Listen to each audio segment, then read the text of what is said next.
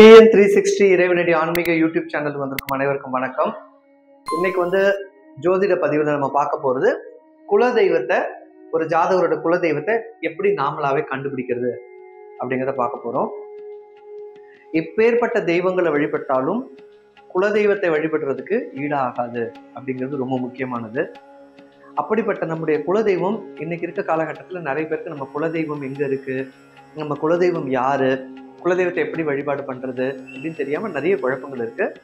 நம்மளுடைய பதிவுகள்லையும் குலதெய்வ வழிபாடு பற்றியும் ஒவ்வொரு குலதெய்வத்தையும் எப்படி வழிபாடு பண்ணணும், அந்த வழிபாட்டு முறைகளை பற்றியும் தனித்தனியா பதிவுகள் கொடுக்க போறோம். இன்னைக்கு நம்ம பார்க்க போறது ஒரு குறிப்பிட்ட ஒரு ஜாதகருடைய அவரோட குலதெய்வத்தை கண்டுபிடிக்கிறதுக்கு நம்மளுக்கு கொடுத்துருக்காங்க. நம்ம பார்க்க போறோம். சுரேஷ் அப்படிங்கிற ஒரு ஜாதகம். அவர் 10/10/1992 பிறந்திருக்காரு. புரட்டாதி நட்சத்திரம், மீன ராசியில பிறந்திருக்காரு. சிம்ம லக்னத்துல பிறந்திருக்காரு. லக்னம் பாத்தீங்கன்னா சிம்ம லக்னத்துல பிறந்திருக்காரு.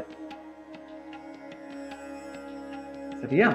இப்போ இந்த சிம்ம லக்னம் அப்படிங்கிறது இந்த ஜாதகருடைய முதல் வீடு, இது 2ஆம் வீடு, 3ஆம் வீடு, 4, 5, 6, 7, 8, 9, 10, 11, 12 வீடுகளை பார்க்கிறோம். இப்போ ஒரு ஜாதகருடைய குலதெய்வத்தை நிர்ணயிக்கக்கூடிய இடம், பூர்வ புண்ணிய ஸ்தானத்தை கொடுக்கக்கூடிய இடம், நம்ம பண்ணின புண்ணிய கர்மாக்களை அனைத்தையும் அனுபவிக்க வேண்டிய இடம், இது அத்தனையுமே லக்னத்திலிருந்து எண்ணி வரக்கூடிய 5வது வீடு தான். அப்படி பார்க்கும்பொழுது இந்த ஜாதகத்துல சிம்ம லக்னத்துல 1, 2, 3, 4, 5 இந்த 5வது வீடு அப்படிங்கிறது பார்த்தா என்ன ராசி அப்படின்னு பார்த்தா இது தனுசு வீடு. இந்த தனுசு வீடு, இந்த தனுசு வீட்டினுடைய அதிபதி யாரு அப்படின்னு பார்த்தா, அதிபதினா இது யாருடைய வீடு அப்படின்னு பார்த்தா குரு பகவானுடைய வீடு. அப்போ இந்த ஜாதகருடைய குலதெய்வம் என்னவா இருக்கும் அப்படிங்கிறத முதல்ல நம்ம ஒரு யூகத்துக்கு தான் முதல்ல கொண்டு வரோம். அது எப்படி கொண்டு வர முடியும் அப்படின்னா, இது குருவினுடைய வீடு, முதல்ல நல்லா புரிஞ்சுக்கணும். அப்போ இந்த ஜாதகருடைய குலதெய்வ வழிபாட்டுல தனுசு அப்படிங்கிறது குருவினோட வீடு, குரு பகவான் அப்படிங்கிறது பூரணமான ஒரு ஆண் கிரகம் அப்படிங்கிறது. அப்ப இந்த வீட்டுக்குரிய தெய்வம் பாத்தீங்கன்னா ஏதோ ஒரு ஆண் தெய்வம் அப்படிங்கிறத முதல்ல நிர்ணயிக்கிறோம். நம்ம முதல்ல குல தெய்வத்துல இவர்கள் வழிபட வேண்டிய முதல் தெய்வம் அப்படிங்கிறது பார்த்தா ஆண் தெய்வம். அதே போன்று அந்த 5ஆம் வீட்டுல என்ன கிரகம் இருக்குன்னு பார்த்தா ராகு பகவான் இருக்கார். இந்த ராகு அப்படிங்கிற இந்த கிரகம் அப்படிங்கிறது ராகு கேதுக்கள் சாயா கிரகம் அப்படின்ட்டு பேரு. இந்த ராகு 5ல இருக்கார் அப்படின்னா கண்டிப்பாக பெண் தெய்வமும் உண்டு அப்படிங்கிறத பார்க்கணும். அப்ப குலதெய்வ வழிபாட்டுல ஒரு பெண் தெய்வமும் இருக்கு அப்படிங்கிறத நம்ம தெரிஞ்சுக்கணும். சரி, இப்ப குலதெய்வத்துல ஆண் தெய்வமும் இருக்குன்னு சொல்றீங்க, பெண் தெய்வமும் இருக்குன்னு சொல்றீங்க. அப்ப எதுதான் சரியானது அப்படிங்கிறத கண்டுபிடிக்கணும்னா ரொம்ப சுலபமான ஒரு வழி சொல்றேன், நல்லா புரிஞ்சுக்கோங்க. இந்த இடம் தான் ரொம்ப இம்பார்ட்டன்ட். இப்ப இந்த தனுசு ராசி இருக்கு இல்லையா, இந்த தனுசு ராசிக்குள்ள என்னென்ன நட்சத்திர பாதங்கள் இருக்கு அப்படிங்கிறத நம்ம முதல்ல பார்க்க போறோம். புரியுதுங்களா? அப்படி பார்க்கும்போது இந்த தனுசு ராசிக்குள்ள மூலம் நட்சத்திரம் இருக்கு இல்லையா, மூலம் நட்சத்திரம் அதோட 4 பாதங்கள், பூராடம் நட்சத்திரத்துடைய 4 பாதங்கள், உத்திராடம் 1ஆம் பாதம் மட்டும் அது. இந்த 9 பாதங்கள் சேர்ந்ததுதான் இந்த தனுசு வீடு, தனுசு ராசி, தனுசு லக்னம்னு எடுத்துக்கலாம், தனுசு ராசி. இப்ப இந்த 9 பாதங்கள் இருக்கு. இந்த 9 பாதங்கள்ல ஏதோ ஒரு நட்சத்திர புள்ளியில தான் ராகு இருக்கார் அப்படிங்கிறத தெரிஞ்சுக்கிறோம். இப்போ இந்த ராகுவாகப்பட்டவர் மூலம் நட்சத்திரத்துல இருந்து இந்த தனுசு வீட்டுல இருக்கார் அப்படின்னா கண்டிப்பாக மூலம் நட்சத்திரம் யாரோடது அப்படின்னு பார்த்தா கேது பகவானுடைய நட்சத்திரம்.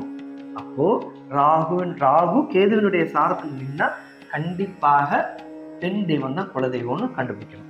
அதே இந்த இடத்துல பூராடம் நட்சத்திரத்துல ராகு இருக்காருன்னா இந்த இடத்துல பூராடம் நட்சத்திரம் அப்படிங்கிறது முழுக்க முழுக்க கலத்திரகாரகன்னு சொல்லக்கூடிய பூராடம் நட்சத்திரம் சுக்கிர பகவானுடையது.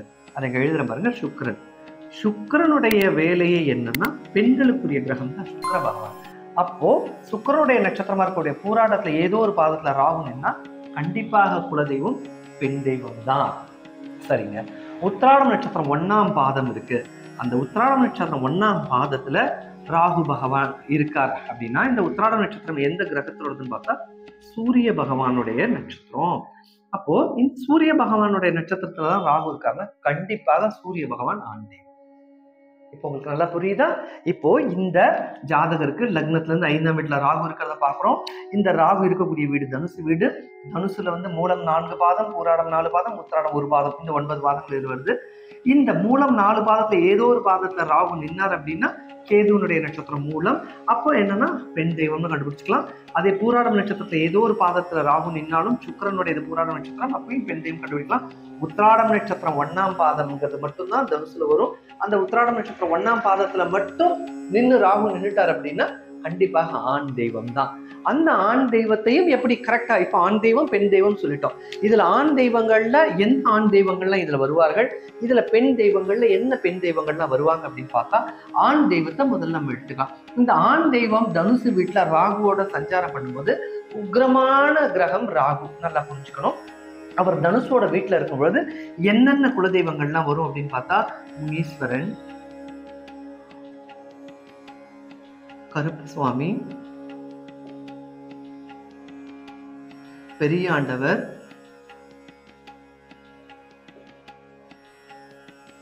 மாடசாமி, சுடலை மாடன்,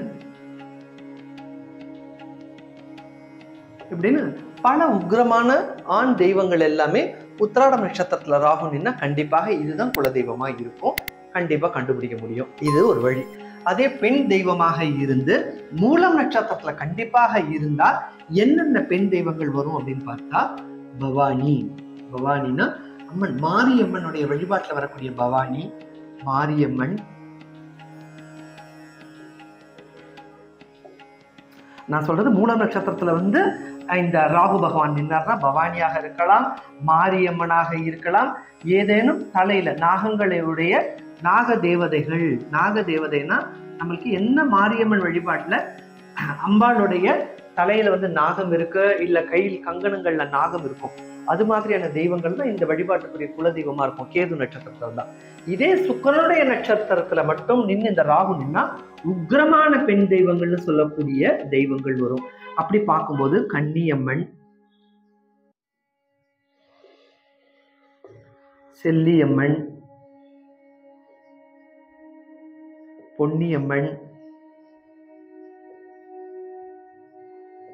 அப்படின்னு சொல்லக்கூடிய பிடாரி தெய்வங்கள் எல்லாமே வந்து பாத்தீங்கன்னா இந்த நட்சத்திரத்துலதான் வருவார்கள். அதாவது பூராடம் நட்சத்திரத்துல ராகு நின்னா அப்படின்னா கண்டிப்பாக உக்ரமான பெண் தெய்வங்கள் சொல்லக்கூடிய காளி, பகவதி, சாமுண்டீஸ்வரி, இது மாதிரியான கன்னியம்மன், செல்லியம்மன், சப்த கன்னிகள், அது மாதிரி தெய்வங்கள் எல்லாமே கண்டிப்பாக இந்த சுக்கிரனுடைய நட்சத்திரத்துல வரும். ஆகையினால ஒருத்தரோட குலதெய்வத்தை அவ்வளவு எளிதில் நம்மளால கண்டுபிடிக்கிறது கடினம் தான்.